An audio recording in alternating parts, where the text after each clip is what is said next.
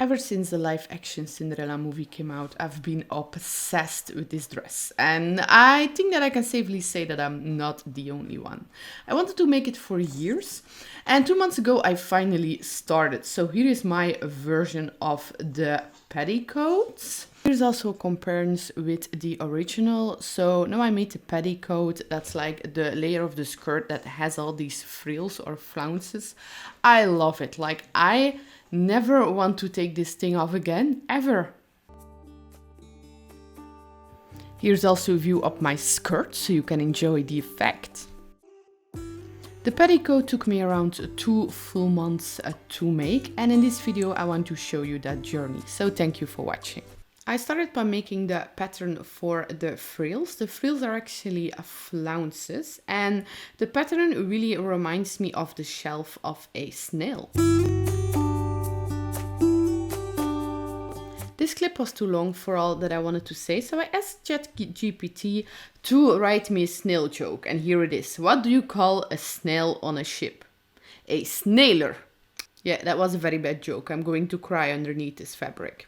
I actually wanted to make this dress from secondhand and upcycled materials, and for the petticoat that worked. I used a lot of organza, and most of them are old curtains.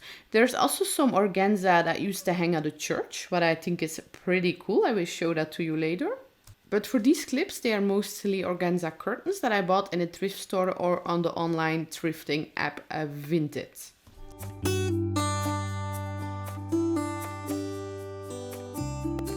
Then I laid out the pattern on the fabric and I placed beer bottles all around them because I'm still too cheap to buy actual weights. And I don't know, this actually makes me feel kind of cool. Cool. Like I'm taking part in some kind of satanic ritual and the price is a lot of beer. Then I cut and cut and cut and cut, and after all that cutting, there was even more cutting.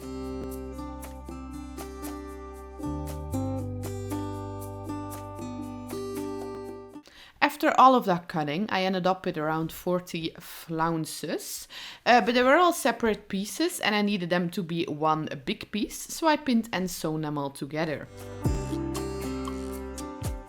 Now it's time to do the most annoying thing that I have ever done in all of my sewing career, and that is hemming all of these flounces. The flounces are hemmed with fishing line in between them. This will give the end result a more flouncy look. I did this with a rolling hem foot and this took forever.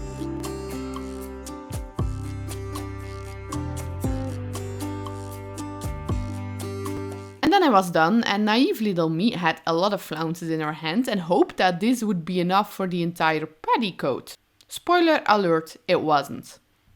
Next, I cut half a circle skirt. This will be the base for the first layer. I know that in the original version of this petticoat it isn't pink, but I love pink, so I made it pink.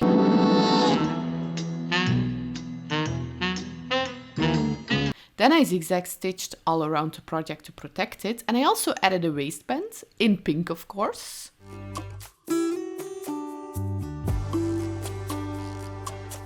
I wanted an easy closing system, so I first made the skirt way too big.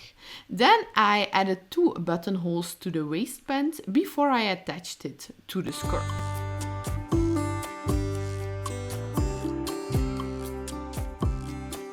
Then I cut a piece of lint. I bought this lint for €2.50 at the thrift store. I so recommend thrifting fabric and sewing stuff.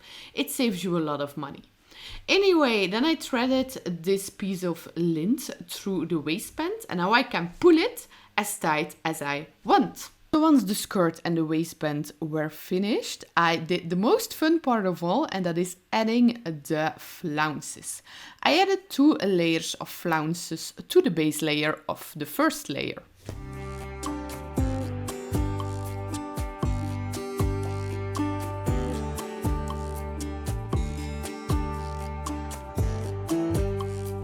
And this is what it looks like right now. It's nice, but it's not yet finished. To finish this layer up, I'm going to do something that will look a little bit weird, but it will make sense at the end. That's like the story of my life.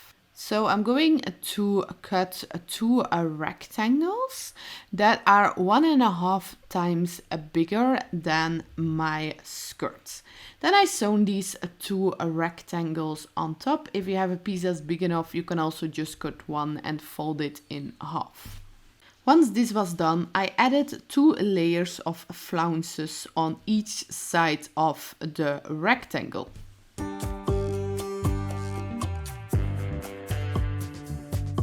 Then I sewn this rectangle into a round and I dropped this over the skirt. Drop it like it's hot. Now I'm going to attach this to the skirt, but I will only attach certain parts of the rectangle. And my goal is to make this drape around, so it will add some extra volume to the skirt. And then I secured this construction by sewing it. Cheers, it is tea this time. I finished the first layer yesterday and I love it. I love the pink, I love the blue, but I just feel like it's not fluffy enough. Like the layer here is supposed to create a lot of volume and this creates volume but not enough. So I'm going to add a second layer to this.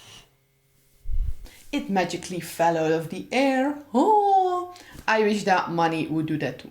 Can I get $1 million? No, but I can have this cute doggy. Then I got a little tired, but I decided to finish this anyway. I just simply attached this layer in the same way as I did with the first one. And this ends the first layer. And that means that it's time for the second layer. I'm going to cut another half circle skirt for the base, and the fabric that I'm cutting this out of has a bit of a history. I bought it secondhand on Vinted, and apparently the lady used it as decoration in a church. So some places have these little fish lines that they use to hang it, but there actually are not that much, and I checked this piece, I can cut around all of the fishing line. So yay! But I do like using fabric that has a little bit of a history. I also should have steamed or ironed this fabric before I cut it. Then I finished up this layer in the same way as I did with the first one. I added a waistband with both buttonholes, and once that was done, it was time to add more flounces. Layer 2 also has something that makes it special. It has godets sewn into a row and put on top of it. I hope that I pronounced the word godets right, because I had French classes since I was like 11 and my CV says that I'm fluent in French. Je m'appelle. Mais poupou. This is also going to look a little bit weird, but it's a trust the process thing. So I made a godet pattern, what is basically just a triangle, and I cut 15 of those, and now I'm going to sew them together, but not all the way. I will sew like 2/3 of them together.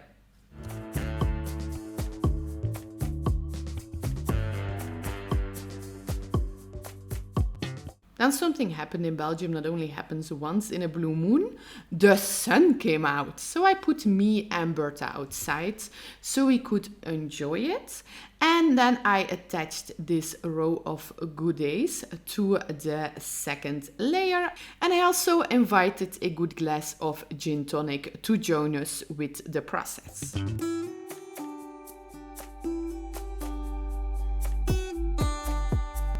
Then I trimmed the godets and added 2 more layers of flounces. As a base rule in this project, I add 2 layers of flounces to all of the base layers and to everything that I add on top of that. Now to finish up the second layer, I'm going to do the same thing. I'm only going to make the rectangles a lot bigger, and this time I will only cut 10. And I will also cut it out of the same fabric that the base layer is made of, you know, just for fun.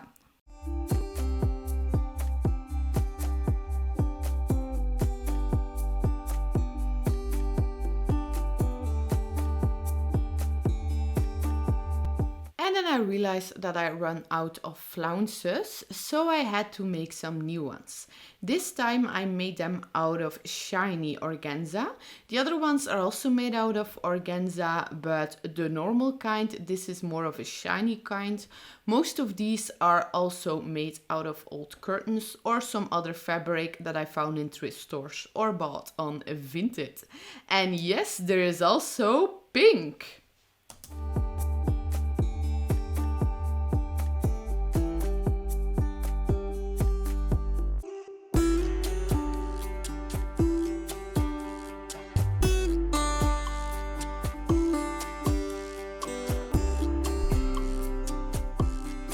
The 20 seconds clip that you just saw took me around a week. Yeah, making the flounces was really time consuming.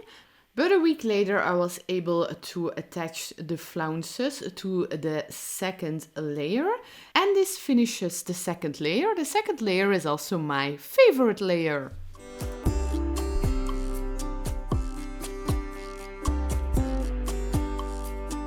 And here you can see that I did not do a good job with the trimming of the last layer because it has all of these pieces hanging out. But that's not a problem. I simply cut those open and I sewn the flounces a bit higher. And that fixes the problem and the second layer. And now for the third and final layer of this petticoat, I cut 1/2 circle skirt. Then I cut a second half circle skirt, both in dark blue. Now I'm going to cut a third in a purple. The fabric wasn't big enough for the length of the skirt, but luckily for me I cut them out of a pair of curtains. So I cut 2 of them. Then I sewn and ironed them in 2 skirts. And now I'm going to put all 3 of the skirts inside 1 waistband. So I basically have a skirt with 3 layers.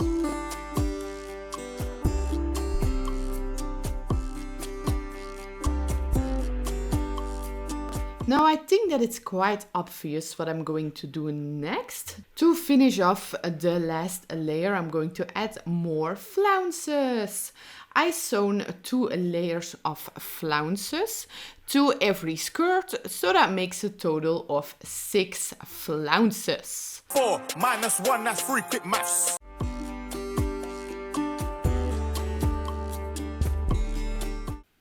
Right now, all of the layers are finished, but I wanted to secure them to the corset. And I did this with a combination of Velcro and push-on buttons. And I also added some push-on buttons between the layers. I did this to keep it more secure because more layers will be added to this once I make the actual skirt of the dress. It's time to put on all of the layers of the Cinderella petticoat for the photo shoot. I started with the hoop skirt, then I added the bum pad. I didn't mention that in the video, but a bum pad is basically an Edwardian butt job. I will make a separate video on that. And then I added the first layer, second layer and third layer, and there was a lot of shuffling the layers around. And then it was time to turn. Thank you so much for watching.